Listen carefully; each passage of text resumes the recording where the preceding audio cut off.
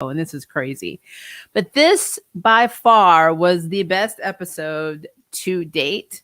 I have lots of questions, but first we have to talk about what amused the heck out of me in this. And this is basically, first of all, Loki's actor Tom Hiddleston he's absolutely insane, and I love his facial like reactions to things that we pretty much had an entire time watching MCU movies where Loki is concerned. He's finally in this episode seeing how, I hate to say it, how absurd he is.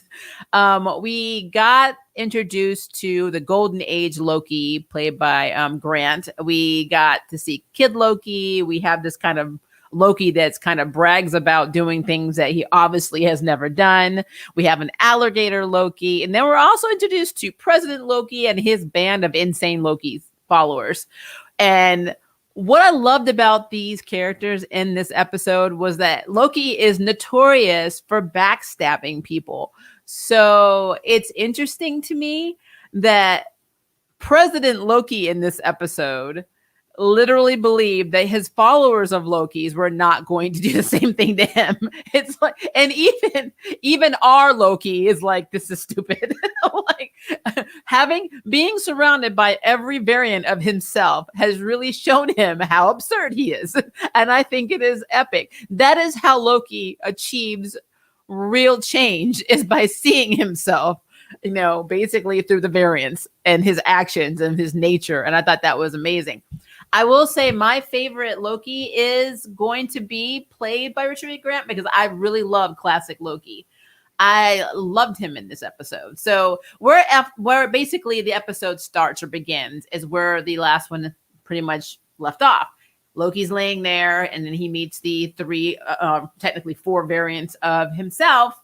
And they're kind of telling him, well, we are stuck here. This is basically Kid Loki's kingdom. And Kid Loki basically is a variant because he actually succeeded in killing Thor. We don't know the whole story. Like, it never really broke down what the entire story was. So I thought that was interesting. We just know that Kid Loki successfully killed his Thor.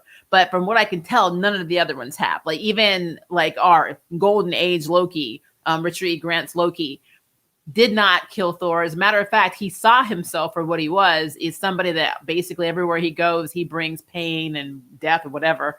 And so he decided for a long time to live his life solitary, on this planet by himself.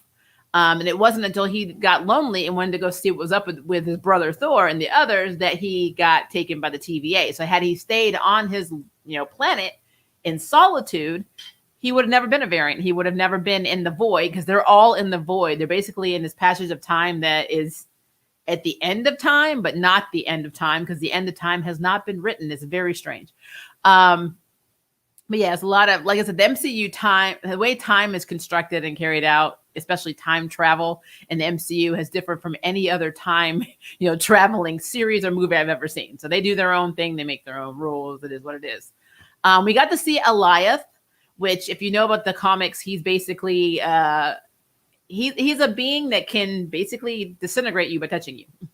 And he goes hand in hand with King the Conqueror, which I said in my last review, I already know it's King the Conqueror, unless, now the only way I will say that it is not King the Conqueror is if the MCU pulls another Mephisto. And what I mean is put all of these Easter eggs pointing to Mephisto, and then having it be Agatha Harkness in, WandaVision, even having an image of Mephisto in this one. So what I'm basically saying is, instead of it being the obvious King the Conqueror, then it's really Renslayer who's the villain, because they seem to like to do that in this world, in this universe. Because Renslayer technically in the comics becomes the person that inherits King the Conqueror's kingdom, like later on. She's not a good character. So, I mean, she's being played very well.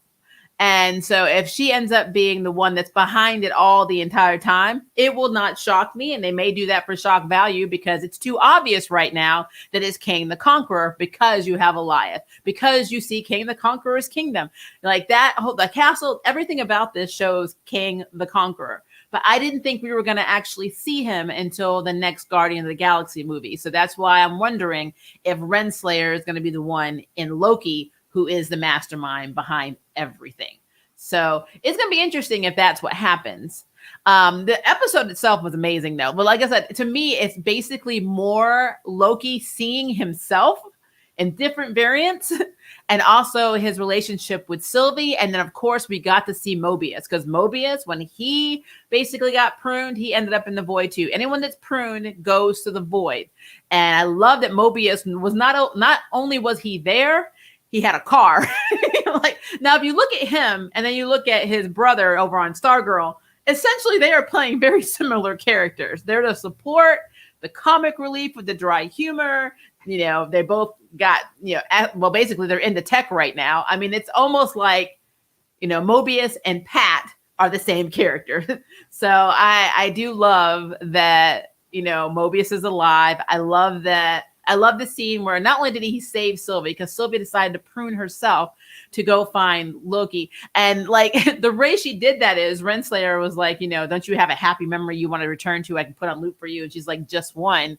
And then she prunes herself and sends herself to the void. And I don't know if that was kind of like a key saying my only happy memory was when I was with Loki.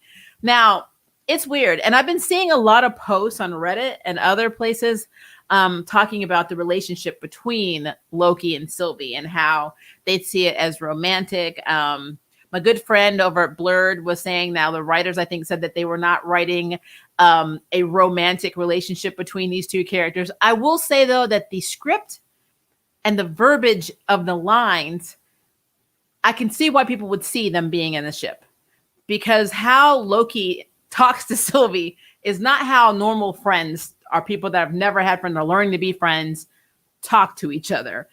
It's a little bit different than a normal friendship. So I don't know. I'm still on the fence about what they are, but it's interesting. It is interesting. But I will say the connection between Loki and Sylvie is pretty strong, even though I'm pretty sure by the end of the season, one of them will betray the other, because that's just what's going to happen. They are Lokis. I think one of them is going to betray the other. Maybe even a friendly way, but one is going to screw the other one over, and they'll probably like it because that is their nature. So yeah, so we got the death of one of the coolest characters. Again, I'm going back to classic Golden Age Loki, played by Richard E. Grant. So the idea for Loki is he's going to take out the Goliath because he wants to get back to the TVA. So the only way to go, to get by it is to go through it. And in his defense, he wants to kill the Goliath. Now, I don't know how he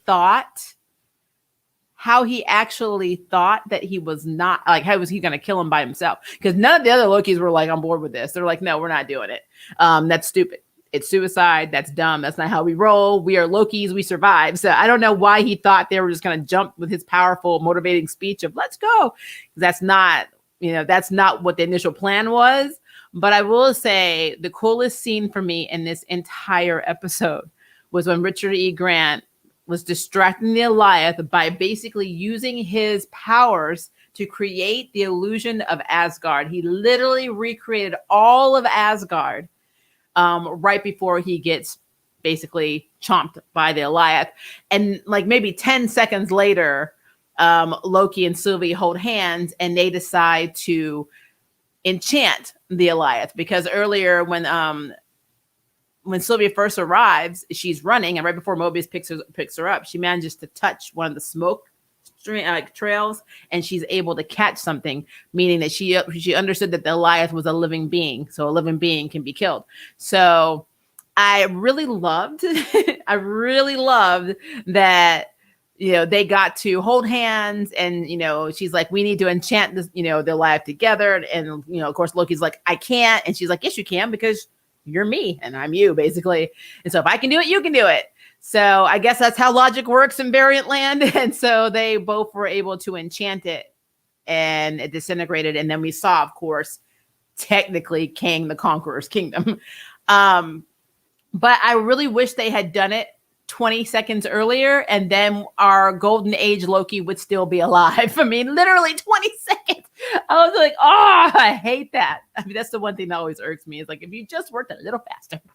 But yeah, he got to go out with a bang, because all through the episode, he referred to them as pretty much the god of outcasts, because Lokis are meant to be alone. They're not meant to have, They're not meant to live with other people. They're just meant to betray and hurt everyone that cares about them. They are the god of outcasts. And I like the fact that this Loki got to die in a very admirable and heroic way. Because let's be clear, our Loki gets his neck snapped by Thanos. Even though he was trying to help, he didn't win. He died. So, yeah. And then this one, actually, if you really think about it, the one we have right now hasn't even gotten to that point. He is post New York. So he hasn't even gotten to the point where him and Thor are even friends, or even made up, or even like on the same wavelength as brothers. So yeah, there's a lot to this timey-wimey stuff in the TVA and and all of that. So I don't know. It's a very good episode. I'm really questioning, is it going to be Kang? Because I mean, it's all pointing to Kang the Conqueror. So I feel like they're going to mess with us. I feel like in episode 6, we're going to learn that it's all been Renslayer the entire time. And I'm going to be like, it just depends though. But I will say the acting in this between all of the characters is amazing. And my favorite scene besides Richard E. Grant recreating Asgard has to be when the President Loki shows up with his band of merry Lokis. And he's like, I'm going to take the throne, and then all the other Lokis like turn a gun on him too. And I'm like, why did you not see that coming? It's like literally, you are literally talking to yourself. If you want to be in charge, then everybody in your party wants to be in charge too. You're all essentially the same. You're motivated by the same things. The only one that really evolved a little bit was Golden Age Loki. Even Kid Loki on some level was cool. And I love that he gave Loki the blade, which is very cool. But yeah, I just feel like President Loki was an idiot. He was the dumbest one of everybody. And even you literally saw Tom's Loki in the back like this. He's like, no. Is this what I'm like? Like, it was absolutely hilarious. I don't know. I also kind of feel like, because everything is connected, obviously there has to be more to the timekeepers than just them being written off as androids. Again, in the comics, this is not something that has not happened, but they actually do have timekeepers. They also have a timekeeper from Egypt. They have timekeepers that have various stories. And then, of course, my favorite theory was the time twisters. That is such a good way of introducing the time twisters, because the time twisters were the ones that screwed everything up before the timekeepers were created. They are literally like the Bizarro to Superman. So like, I would have loved to have seen them throw the timekeepers in there. They messed up lots of stuff with the Nexus Bridge. I mean, it just would have been very cool. But I guess that wasn't in the outline for the MCU and where they're going. Nothing wrong with that. I just would have loved to see that. I thought that would be really cool. But since it's not, then I feel like it's going to be, I think a lot of this, how this is going to, the leave off is going to be very tied in with Secret Invasion. I don't know why I think this is more Secret Invasion. Everything really is pointing to Secret Invasion, but I feel like this is definitely going to be more leaning towards the Secret Invasion. So I don't think the new Thor movie and this movie will have a lot of connection. But then again, what do I know? I mean, Natalie Portman could have something to do with Loki. It wasn't in the comic, because Thor Love and Thunder was more about her cancer journey and her sacrificing herself. And I don't know how that would play into this story, but you never know. But yeah, so, and then we had our girl, our hunter girl. I forgot her number. It was C something. She is being held in the interrogation room. And of course, Renslayer was talking to her and was trying to say, well, you're with the variant. What's her weakness? And I love how she's like, Sylvie's going to find, the answer before you, because she needs it more. You just want it. And that's exactly who Renslayer is. Renslayer is horrible. Renslayer is a horrible person. she's not even from the past. She's from the future. So, I mean, I guess at TVA, there really is no past or future. This is variant timelines. But, she's from the future. And she's, by all intents and purposes, her whole goal is to be a conqueror. So, I mean, is what it is. So, like I said, I really am curious to see if they make her the mastermind behind all of it. So there's that. Okay. Let's see, guys. Hello, Ryan. How are you? Hi, Maria. You haven't seen me in a week. Yes, I have been not well. Still not feeling that great. So I literally watched Loki about 30 minutes before the stream ended. So like I finished it 30 minutes before the stream ended. That's how behind I am. I'm going to be doing my Flash.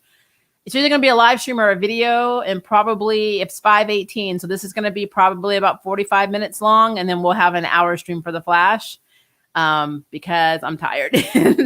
And Resident Evil starts tomorrow on Netflix. I got to watch that. And Atypical is on, I believe it's on Friday. So it's a lot going on, guys.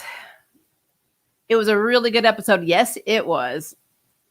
This was a good episode. I can't wait for the finale next week. Yeah, I get it, but I was kind of hoping they would have like an end scene, like after credit scene. And I'm like, I get why they don't want to spoil anything. Because what can you really do unless you're like, I guess I could have done something at the TVA, but you can't do anything with them walking towards potentially Kang the Conqueror's castle.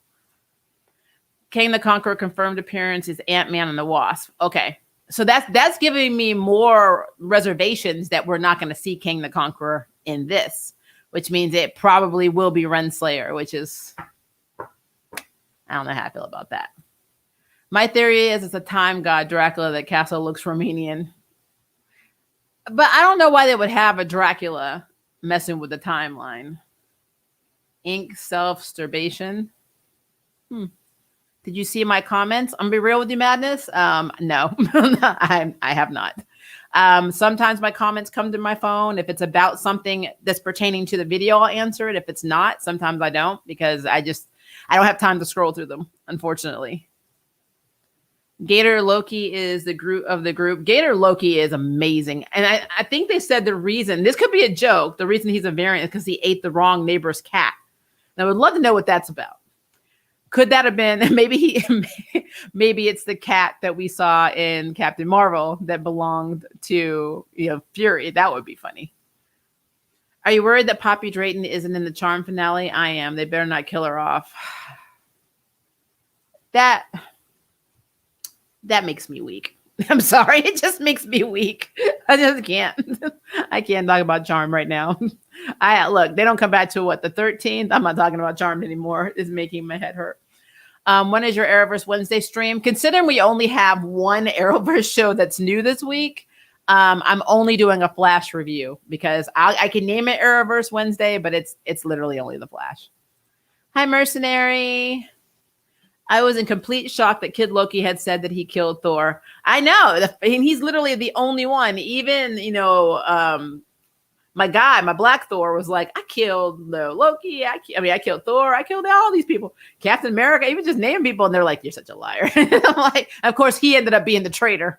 I'm like, I'm offended by this. Classic Loki is an alternative Endgame. Yes, he is alternative Endgame Loki. The one that would not have gotten his neck snapped. Sylvia is such a good character. Sylvia is the best Loki. That's just it. It depends. Is Thor a kid too? I think Thor could have been a kid when Loki killed him. Yeah. Yeah, President Loki was so funny. He was up on hilarious. It's just the fact that he didn't think that they were going to betray him. Why would you not know that? You're doing it. I mean, it's in your nature. Let's see. Kid Thor, adult Thor. Either way, he still killed Thor. Yeah. No, I did not. I just realized that the title of this episode is an actual title of a Marvel comic book issue. Yeah, they had a lot of if you go back and really look at the numbers, I haven't done that. Again, I just finished it like 30 minutes before the stream, but I bet you'll probably look something up and it'll probably be the origin story of probably one of the Lokis or there's so many Easter eggs. I just didn't have time to go back and, and look through it all to see. But yeah, I bet you'll find tie-ins all over the place. Maybe the timekeepers made robotic versions of themselves to do other work because they were too lazy. I mean, that is a possibility. I hope C20 gets out. Me too. B15 was B15. I think B15 was her. Wasn't C20 the other girl, the first one that got enchanted? Okay. Did you see my comments on previous videos? I don't know how to answer that will not upset you. So I'm just not going to say anything because I don't see them. I don't.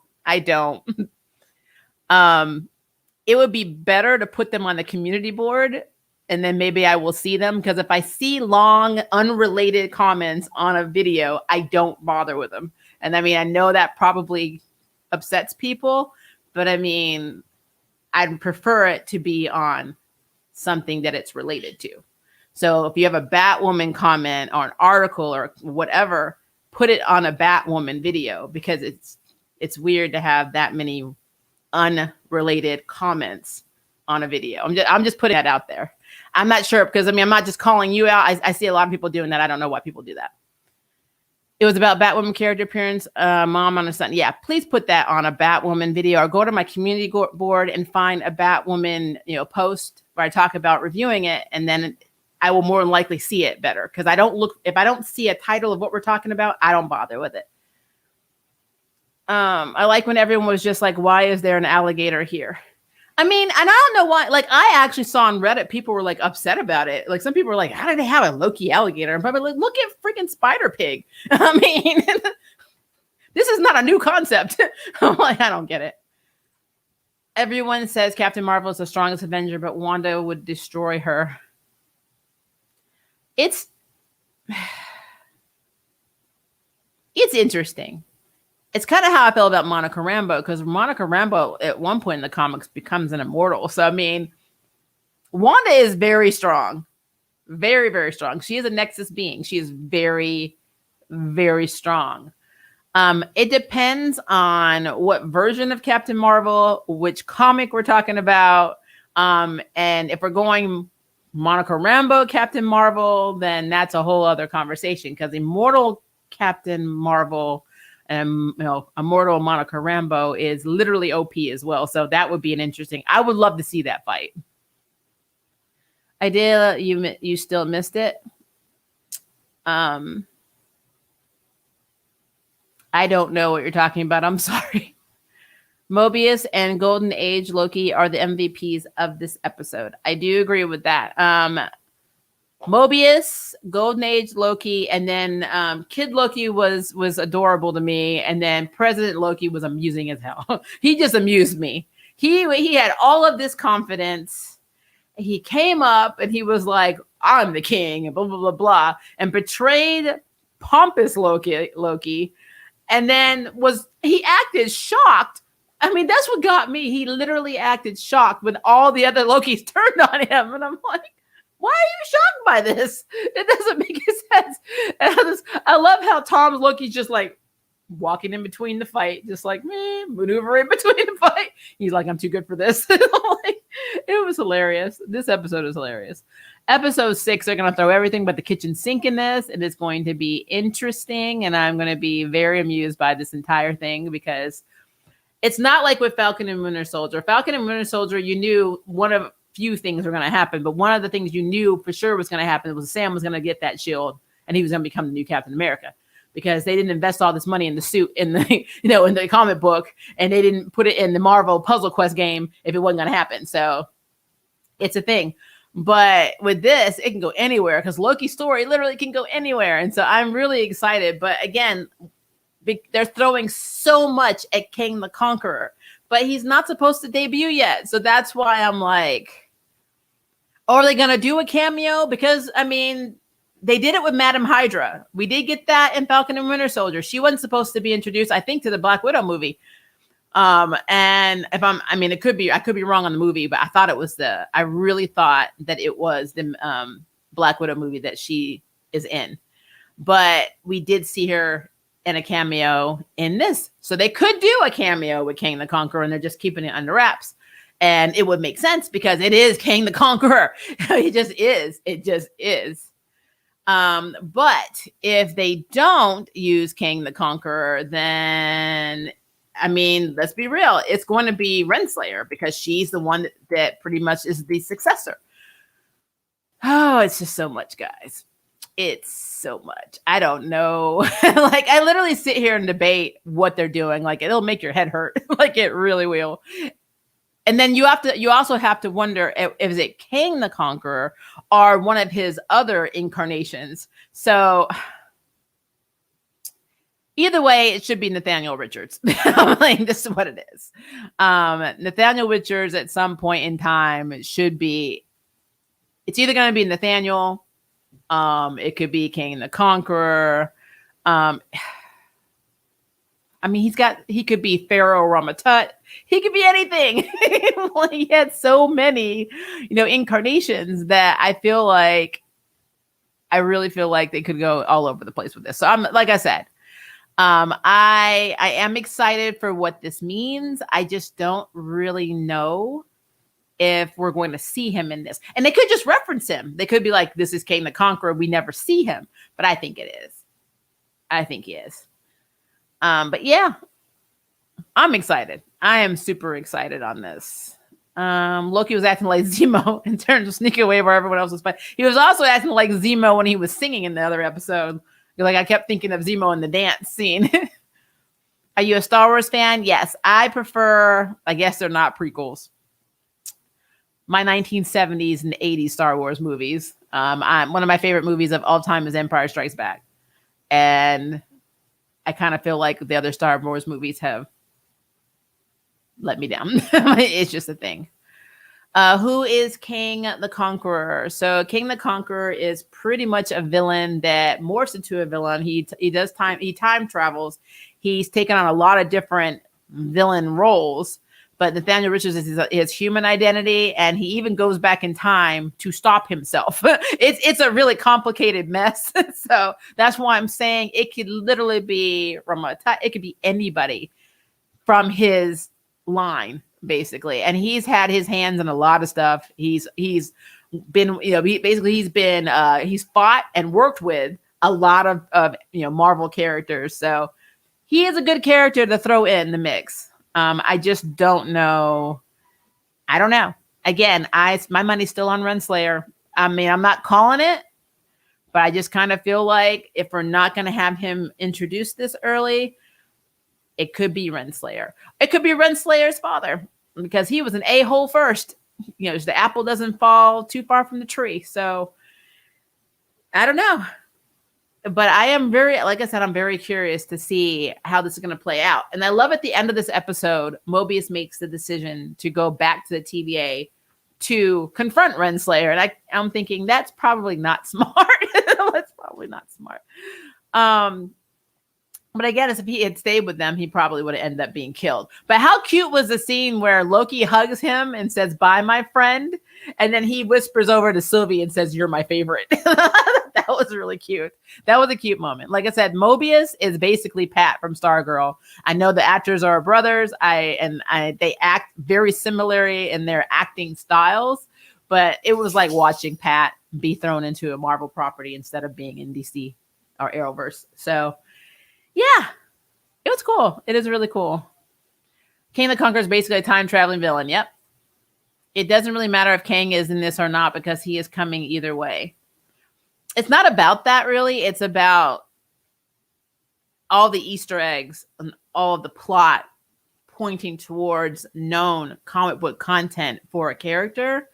For it not to play out is it's an interesting perspective. Just like The Flash, which we will talk about later today, on how Barry and Iris's children are a daughter who doesn't belong to them based on the comics, and a young man who's actually their grandson in the comics. They change things and they make it their own universe. And I've always wondered why. So yeah, like I said, it's a thing. It is a thing. The actors are brothers. I did not know that. Oh yeah. Owen and Luke Wilson they talk the same. They have very similar faces. Perfect casting. But again, you literally can take Owen Wilson and pop him into Luke Wilson's role in Stargirl, and you would not tell a difference between the two characters. I'm not saying they can't act outside of the, what we know them to act at. I'm just saying that Mobius acts a lot like Pat.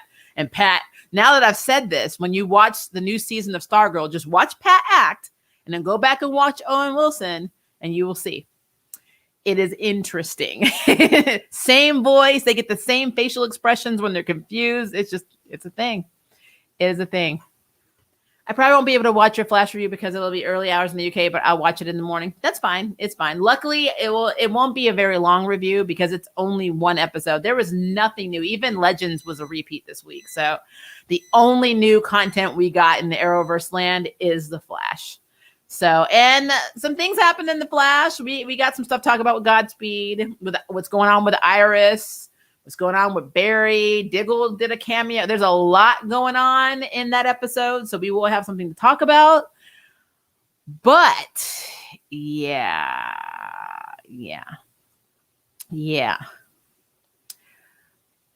So there's two versions of excess. You know what we're going to talk about? Ask that question again in the Flash. In the Flash video. That's going to be a lot better because I don't have time to explain that one in this one because we're at 30 minutes. I'm trying to keep this review a little shorter because I want to make sure we have time to talk about the Flash, and it's already 5:30 my time. So I'm going to be back in an hour to talk about the Flash because I want to get all of this done so I can go back to sleep. I'm not feeling that great today, guys. And to be fair, I have not been feeling that great for weeks. So I'm trying. So I appreciate it. But yeah. All right, guys, be on the lookout for the community board. I will be posting the link for the Flash on that board. So please check out the link. Give me about 45 minutes. I'll set up in the next 10 minutes, though. So you'll see it on there. And then we can just talk about everything that happened in the latest episode of the Flash because we've got lots to talk about. A lot to talk about. All right, guys. Thank you for joining for Loki, and I'll see you in a bit. Bye-bye.